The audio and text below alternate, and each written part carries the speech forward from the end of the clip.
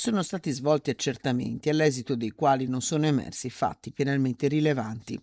È Angelo Antonio Racanelli, procuratore della Repubblica di Padova, a mettere la parola fine. È stato archiviato il procedimento contro ignoti aperto dai suoi uffici dopo che sui tavoli della procura era arrivata una segnalazione da parte dell'azienda ospedale Università di Padova che trasmetteva una nota del cardiochirurgo Vincenzo Tarzia. Il fascicolo, scrive il Corriere della Sera, era stato aperto per far piena luce sulle morti sospette di 4 pazienti di 56, 23, 59 e 60 anni, ricoverati per problemi cardiaci e poi deceduti nel centro Gallucci, eccellenza della cardiochirurgia e dei trapianti di cuori italiani.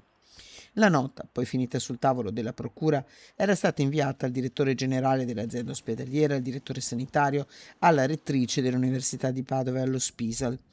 All'interno è riferimento a una serie di rilevanti criticità organizzative e gestionali e la nomina del direttore ad interim, una vicenda che porta alla luce il clima di tensione dovuto alla successione del professor Gerosa dopo che lo scorso dicembre il nuovo assessore regionale alla sanità aveva lasciato la direzione dei Gallucci. Avvicinato sul tema, l'assessore Gino Gerosa all'inaugurazione della nuova casa di comunità di Mira ha preferito non rilasciare alcuna dichiarazione.